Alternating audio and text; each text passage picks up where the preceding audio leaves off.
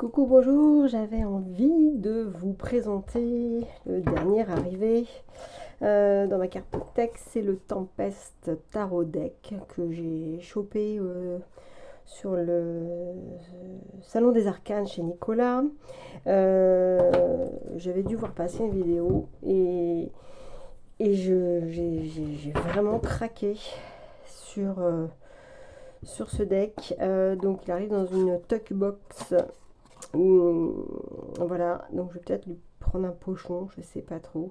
Bien que ici c'est plutôt pratique parce qu'il y a un petit pli déjà fait, ce qui permet de bien ouvrir la boîte. Donc c'est un deck en anglais, donc très facile à traduire. Je dirais que pour les débutants, il n'est pas forcément idéal parce qu'il est très intuitif au niveau des illustrations. On a quelques méthodes de tirage ici. Donc ça c'est toujours hyper intéressant parce que alors on a le passé, présent, futur en 3 cartes. Donc toi, moi, notre relation. Ce que je fais, ce que je devrais faire et ce que j'ai appris de cela, la situation, ce que je dois savoir sur cette situation et ce que je ne dois pas savoir. Enfin bref, on a plusieurs types en 3 cartes, donc très sympa. La croix celtique, là j'ai pas regardé, la situation, ce que je cherche ou l'espoir. Ce qui me manque et comment aller vers ce que je veux. Voilà, et ici en cette carte, très sympa. Donc de Maisie Bristol, donc le dos se présente comme ça. On est sur un bleu vert, un bleu profond, avec des tentacules de pieuvre. Voilà, alors je ne l'ai pas rangé parce que j'ai fait des tirages sur Insta. Il répond facile, hein, et voilà. Et en fait, il est hyper intuitif. Donc là, on a cavalier de coupe, donc représenté par des chopes de bière. Donc les épées par des sabres, avec le 4 d'épée qui est une représentation un peu commune de ce qu'on a l'habitude de voir. Mais comme c'est vraiment sur la mer, sur les marins, sur ceux qui naviguent, et bah du coup, avec cette petite nuance, c'est très très sympa. Le page de bâton représenté par des longues vues. Cette sirène ici. Et en fait, on ne dirait pas comme ça parce qu'elles sont assez sobres les cartes, mais il y a plein de détails. Et puis en se plongeant vraiment dans la carte, c'est hyper intéressant. Ce cavalier de bâton qui est quand même pas commun non plus parce que forcément il n'est pas sur un cheval, il est sur un phare tout en haut avec sa longue vue. La reine de bâton, la tour, bah oui, puisque en fait les marins, leur lieu de villégiature, si je puis dire, c'est un bateau. Très très parlante. Le roi d'épée, la 10 de coupe.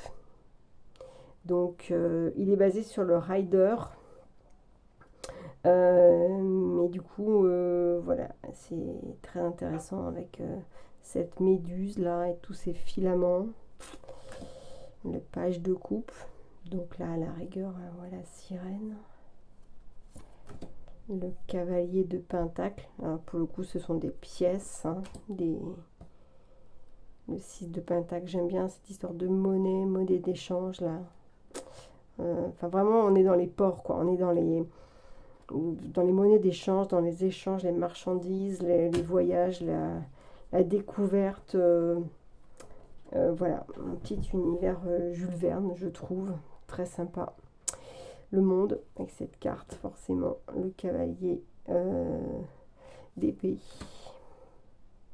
la reine d'épée, le 8 de pentacle, avec donc tous les outils nécessaires pour l'apprentissage et aller au fond des choses, découvrir des mondes. Donc on a la loupe, la boussole, le compas, tous les outils. Le 9 de bâton. Le 10 de bâton. Voilà, là on reconnaît bien l'univers. L'as d'épée. La reine de coupe. Magnifique. Parce qu'elle est carrément... Bah, elle est dans l'eau en fait. Et on dirait... Sa robe, on dirait une cascade en fait. Le roi de coupe qui est aussi sur un rocher. Dans l'eau. En pleine tempête. Hein. Lui, il maîtrise ses émotions. Le 8 de bâton. Donc ça va très vite. Avec cette mouette là ou ce goéland, l'as de coupe.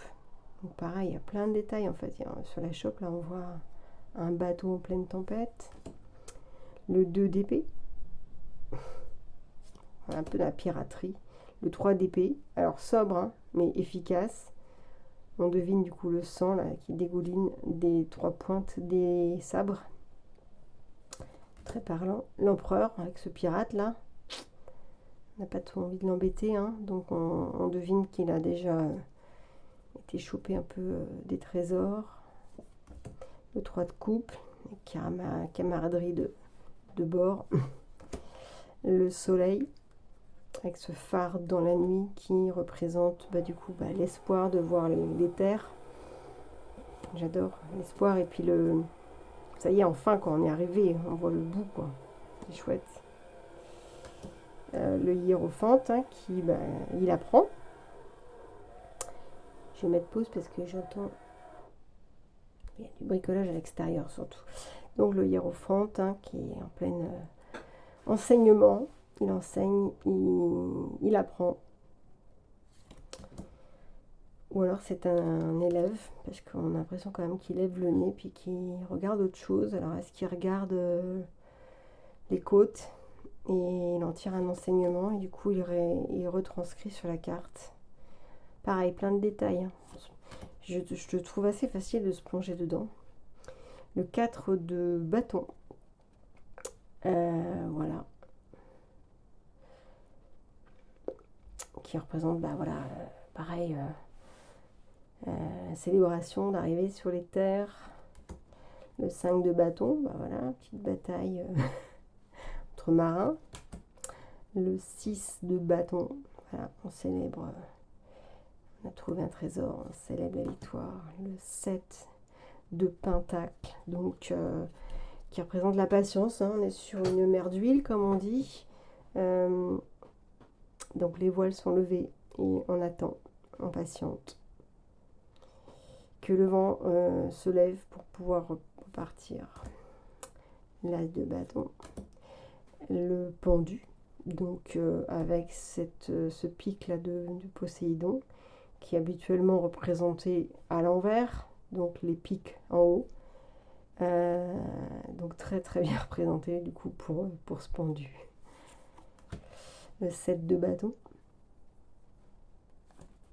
l'ermite. Quoi de plus beau que d'une représentation de l'ermite avec ce Bernard. L'ermite, le jugement, carte très très forte. Pour en arriver là, qu'est-ce qu'il a fait avant? Qu'est-ce qu'il a fait avant pour en arriver là? On ne sait pas. Qu'est-ce qui l'attend? On a une petite idée. Très intéressant. Les amoureux. Bon voilà quoi, magnifique. Le page d'épée. Avec cette sirène. Le 8 de coupe. Donc il part, il trace et puis en laissant plein de choses derrière lui.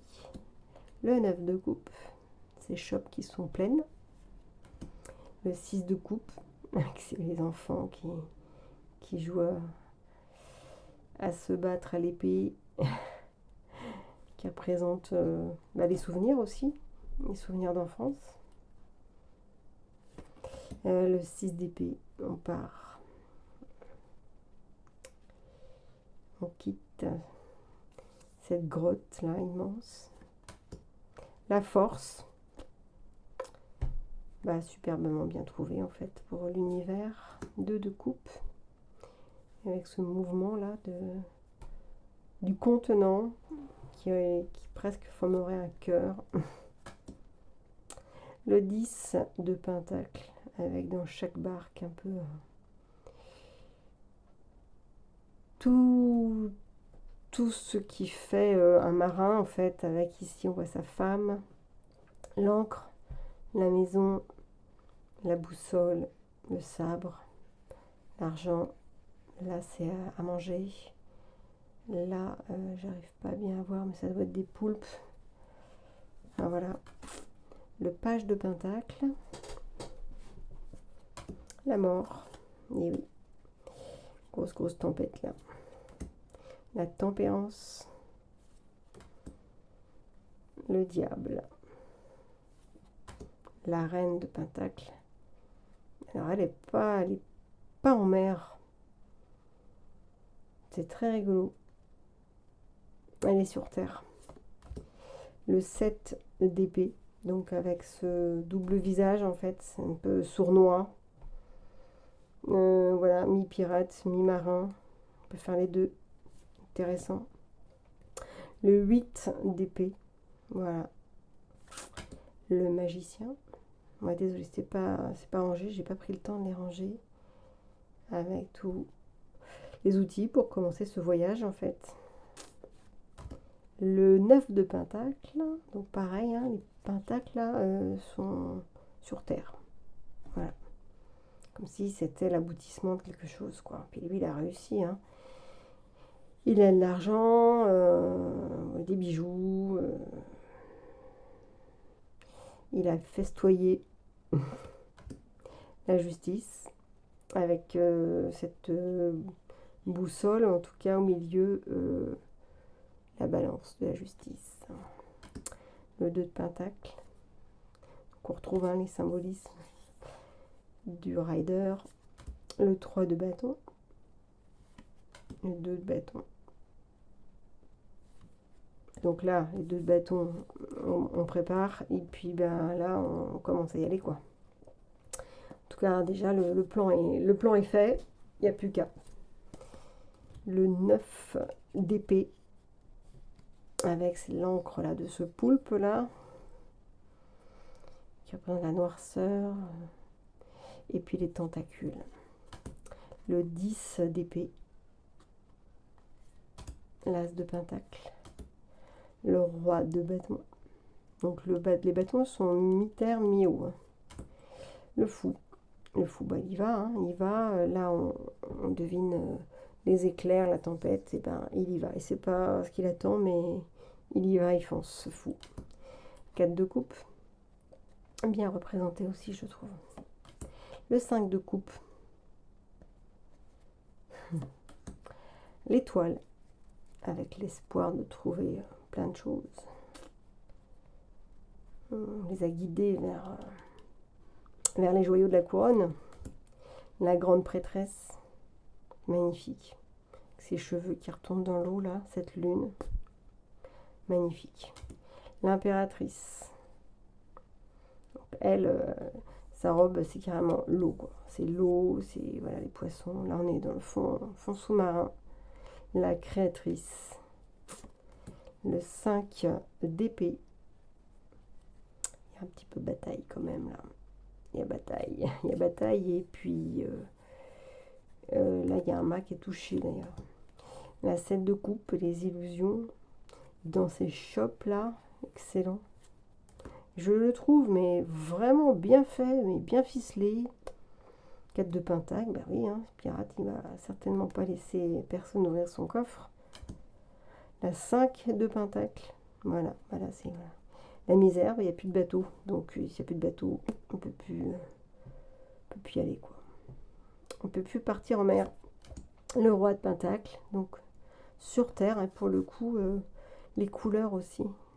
On est sur du vert. La roue de fortune. Avec ce... Je n'ai plus le mot, bien sûr. Ça ne revient pas. Si vous l'avez, ça va peut-être me revenir après. Ce gouvernail, voilà.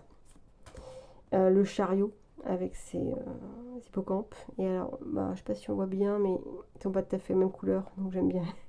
J'aime bien ce genre de détails. Et le 3 de pentacle. Il m'en manque une. Bah oui, c'était ma carte du jour. Ma carte du jour, aujourd'hui, samedi 6, c'était la lune. J'ai fait une publication Insta. Elle est tombée. J'ai trouvé ça génial parce qu'on est en pleine lune aujourd'hui, en poisson en plus. Voilà. Donc voilà pour ce tarot.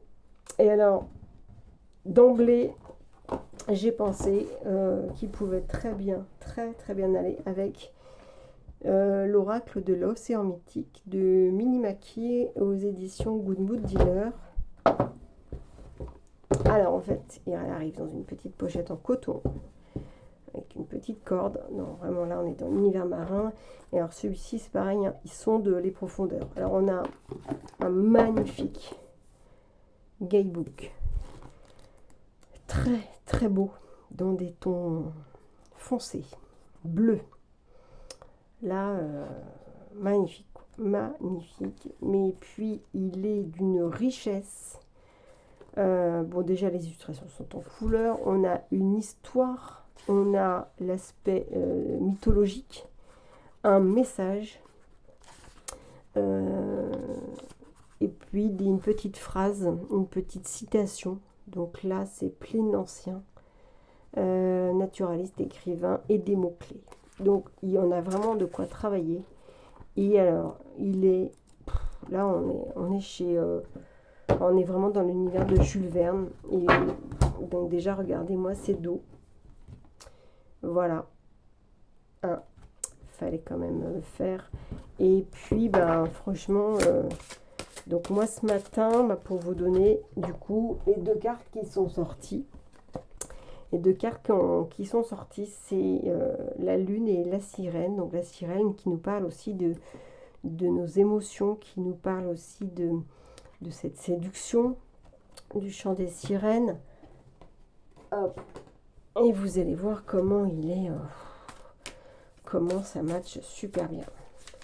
Là pour vraiment, parce que l'eau c'est quand même les émotions. Hop. Ces deux-là en premier. L'eau, c'est les émotions. Donc là, on travaille quand même sur nos profondeurs. Donc, il faut être un peu près quand même. Il faut dire ce qu'il y a. Hop. La grande vague. Alors, si je prends... déjà, on a ce mouvement-là. Ce mouvement. Là, on a ce gouvernail qu'on imagine bien, du coup, tourner. 14. Hop. Tout est instant passager. Donc on a l'histoire. Hop. Dans la mythologie nordique. Intéressant. Donc la grande vague qui vient s'abattre sur notre barque représente l'imprévisibilité de la vie. Bon, en plus, là, j'ai pas fait exprès, vous avez vu. C'est exactement ça. Hein. La roue de fortune, c'est aussi destin qui tourne, mais c'est aussi qu'est-ce qui arrive après, quoi. Elle nous demande de reconsidérer notre présent et de profiter de l'éphémère. Les remous s'entrechoquent, flottant à la surface, nous nous hissons sur la crête des déferlantes, nous surfons sur la houle pour arriver au rivage, nous sommes parfois absorbés dans la machine infernale, cherchant désespérément à reprendre notre souffle. Ce tirage nous rappelle aussi que l'élément eau est indispensable à la vie, à toute source vivante. Il symbolise la dynamique de notre existence. Par son côté éphémère, cette carte apparaît lors d'un tirage comme un appel à exprimer notre âme d'enfant, notamment à travers la créativité pour nous libérer, mais aussi créer l'abondance et l'épanouissement. Dans la magie de l'instant, celle-ci nous pousse à surfer sur cette période qui se présente à l'instant T. La grande vague nous rappelle l'immensité des océans et la facilité de nous perdre lorsque nous projetons trop vite dans un avenir fantasmé. Donc dans les mots-clés, on a imprévisibilité, emportement, nettoyage spirituel, naissance, rencontre. Donc on a quand même des très beaux messages. Là, donc on apprend aussi plein de choses à travers donc ce livre. Et après, on peut s'imprégner des images. Là, on voit bien que c'est ce monstre 1, 2, 3, 4, 5, 6 à 6 têtes. Il est aussi sur un rocher, hein, comme les pentacles sont sur terre dans ce jeu. Donc si là, je vois pas nous délester de nos poids. Donc là, c'est le destroy de Messila attend les navigateurs qui se risqueraient à passer imprudemment. Nymphe changée en terrible monstre par Circé à cause de sa beauté originelle, Scylla se dévoile dans son antre et apparaît sous les traits d'une créature aux multiples têtes avec des dents acérées et plusieurs queues. Donc on parle de l'Odyssée d'Homère, c'est hyper intéressant, j'irai voir. Donc le message, il nous indique, donc Scylla, qu'il faut savoir nous séparer de certains bagages si l'on veut avancer. On est en mots-clés enclume, concession, prise de distance, essoufflement. Voilà, il y a vraiment, il y a plein de choses à faire. Les messages sont très profonds. Vraiment, je trouve les deux vont, je trouve, parfaitement bien ensemble, en fait. Et là, pour le coup, les deux mélangés, moi, je suis dans l'univers de Jules Verne, en fait. Je trouve ça vraiment magnifique. On a des phares aussi qu'on va retrouver là. On se plonge facilement, en fait, dans les cartes, dans le jeu. On peut avoir une interprétation déjà juste en regardant ça. Le 9 d'épée qui représente souvent les cauchemars, l'anxiété, des peurs. Et là, la tempête. Pas besoin de... Enfin, si, le livre est vraiment un plus, mais déjà, rien qu'avec ça, on a une petite idée de l'énergie du tirage, quoi. Très, très intéressant. Donc, voilà ce... Puis moi, j'ai appris plein de choses. La Limule, je connaissais moins. J'avais déjà entendu parler, mais je ne connaissais pas. J'ai appris beaucoup de choses sur la mythologie. Il est vraiment... vous voyez, on a quand même pas mal de cartes. C'est hyper intéressant. Donc, ce sont, moi, je trouve deux jeux qui vont parfaitement bien ensemble. Voilà. Hop. Donc, un autre combo. Je vais vous présenter un autre combo qui match aussi bien. Alors, on va pas être dans l'univers complètement marin. Donc, pas total marin, on va dire. Mais du coup, j'ai fait des tirages tout à l'heure et je trouvais ça super sympa. C'est... Hop, yeah. C'est l'Oracle de Vinci, Da Vinci Codex, de Voglio Bene et de Sandy Tatou. Alors bon, voilà, on n'est pas du tout dans le même domaine, mais je sais pas, il y avait un petit quelque chose. Donc on est sur des messages normalement d'ordre professionnel, mais en fait franchement ça va avec tout. Vraiment il va avec tout. Hop.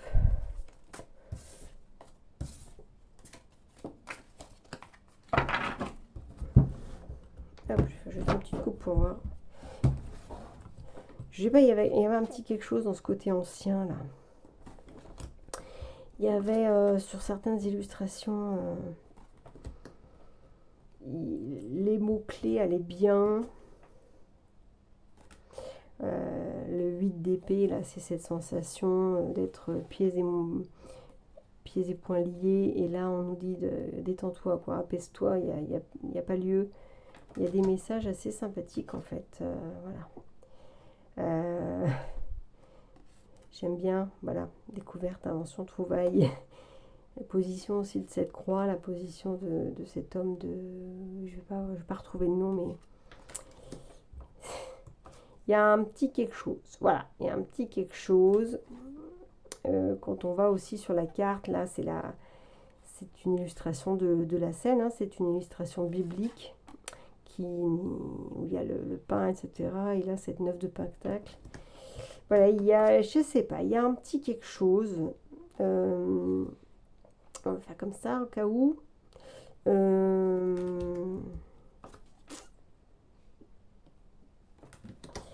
Voilà, je pense qu'il peut vraiment super bien. Enfin, il peut aller. Ça peut vraiment matcher là. Le 3 de bâton, on se prépare, on est prêt à partir et pour aller vers la richesse, pour progresser en fait, pour aller vers notre réussite. Et là, ce côté un peu ancien, j'aime beaucoup. Là, cette 8 de bâton qui initialement nous dit, bah voilà, non, je me trompe. Non, c'est la 8 de coupe. La 8 de bâton. La 8 de bâton, c'est vitesse. Et la vitesse, c'est le mouvement. Et là, on nous parle de paralysie, de stagnation. Donc, on a peut-être envie d'y aller, mais quelque chose qui nous bloque, en fait, qui nous paralyse, qui nous fait stagner. Il y a, moi, je sais pas, je trouvais qu'il y avait quelque chose... il y avait quelque chose dans ce combo. Voilà. Même, on peut s'imaginer les personnages, là.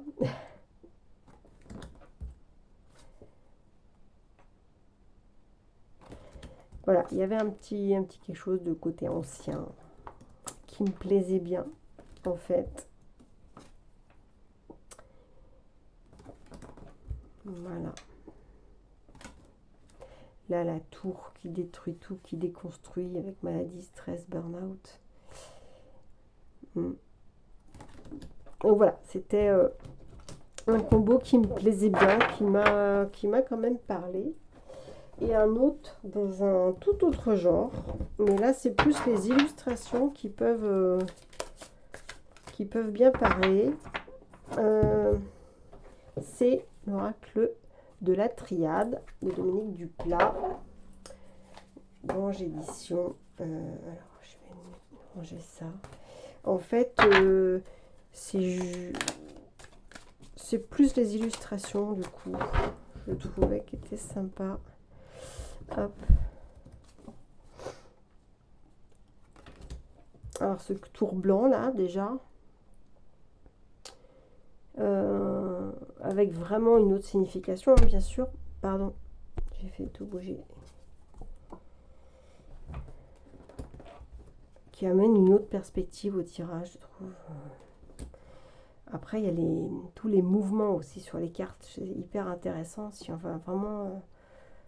avec 2 cartes, on peut aller très très très très loin. Donc 5 de bâton, quel sacrifice on fait aussi.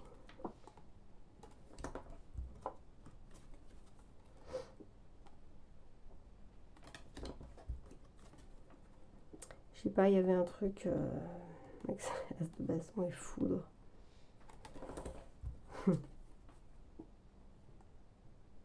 Intéressant celle-ci parce que le pendu là qui permet de voir autrement les choses, de se poser aussi donc, et de méditer. Il y avait voilà, une énergie de par les illustrations. Moi, je trouvais qu'il y avait un petit quelque chose. Pas tout le temps, hein, mais...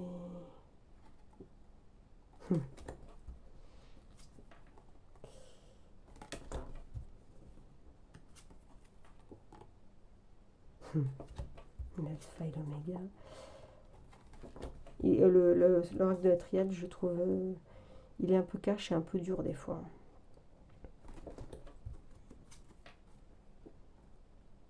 La page de pentacle et le temps.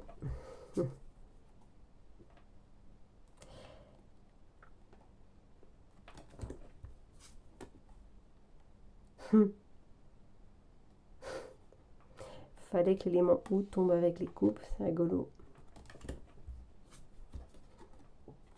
Page de coupe et bénédiction. Pareil, l'élément eau, quoi.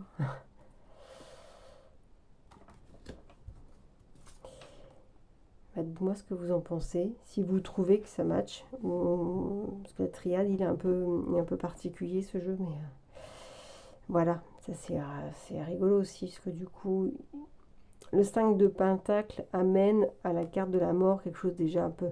c'est moins grave, quoi. C'est moins... Bah, même si c'est désastreux, mais c'est la fin de quelque chose, quoi. Il faut peut-être reconstruire autre chose.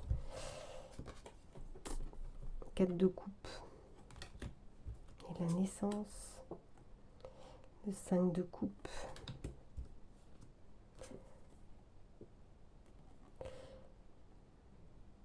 Même les couleurs, hein, c'est sympa. Ça va bien ensemble. Et toi et la paix. La grande prêtresse et l'amour. C'est beau ça. Le 5 d'épée. La richesse. Intéressant ça. Nécessité. Et l'impératrice. Enfin, je sais pas. Il y a quand même un petit quelque chose.